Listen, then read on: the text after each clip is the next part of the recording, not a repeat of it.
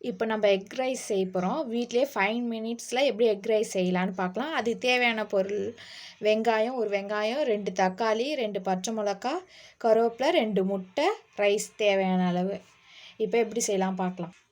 இப்போ நான் தக்காளி வெங்காயம் பச்சை மிளகா கருவேப்பிலை எல்லாத்தையும் நான் அரிஞ்சு வச்சுக்கினேன். 2 முட்டையை நான் கலக்கி வச்சுக்கினேன். இப்போ எப்படி செய்ய போகிறோம் பார்க்கலாம். இந்த முட்டையை நான் ஆம்லேட் போட போகிறேன். இப்போ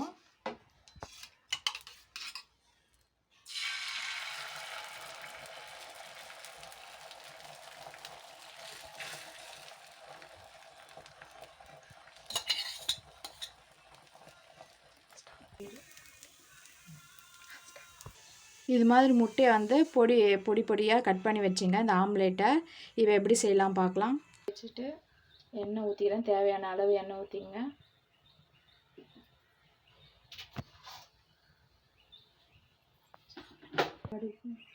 இப்போ கடுகு கொஞ்சம் போட்டுங்க. தேவையான அளவு கடுகு நல்லா பொரியிட்டோம். அதுக்கடுத்து ஒன்றுன்னா ஆட் பண்ணலாம். பச்சை மிளகாய் போட்டுங்க.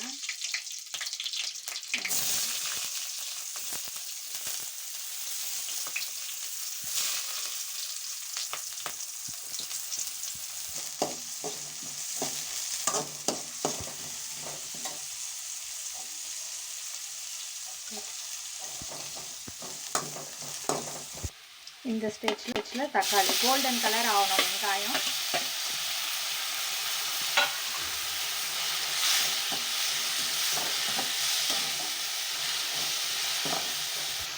தேவையான அளவு சால்ட்டு போட்டுங்க. அந்த ரைஸுக்கு தேவையான அளவு நம்ம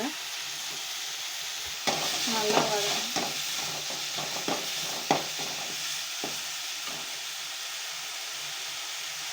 இப்போ நான் 1/2 ஸ்பூன் மிளகாத்தூள் போடுறேன்.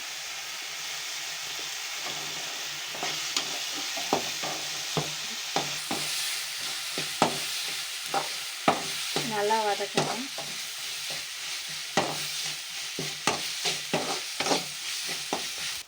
நான் கொஞ்சோண்டு வாட்டர் ஆட் பண்ணிக்கிறேன்.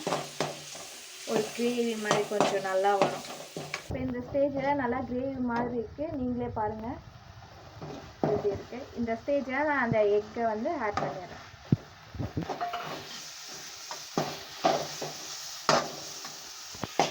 இது மாதிரி நல்லா கலாரிக்குங்க.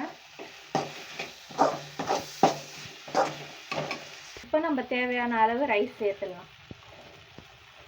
நல்லா உதிரியாக இருக்கணும். இன்னும் நல்லா இருக்கும். அப்போ தான் மசாலா இதில் ஏறும் கரெக்டாக. நல்லா உதிரியாக உடச்சி போட்டுங்க.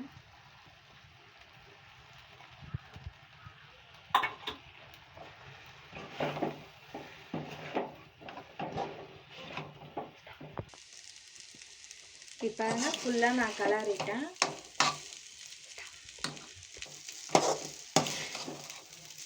அதுதான் ரெடி ஆயிடுச்சு எக் கறி ரைஸ்.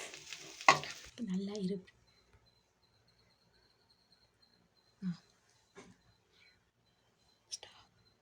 எக் கறி ரைஸ் ரெடி ஆயிடுச்சு. இது நீங்களும் செஞ்சு பாருங்கள். 10 நிமிஷத்தில் செஞ்சுக்கிடுவோம். உங்கள் பசங்களுக்கும் ரொம்ப பிடிக்கும். இதை ட்ரை பண்ணுங்கள். எக் கறி ரைஸ் ரெடி ஆயிடுச்சு. இது நீங்களும் செஞ்சு பாருங்கள். 10 நிமிஷத்தில் செஞ்சுக்கிடுவோம். உங்கள் பசங்களுக்கும் ரொம்ப பிடிக்கும். இதை ட்ரை பண்ணுங்கள்.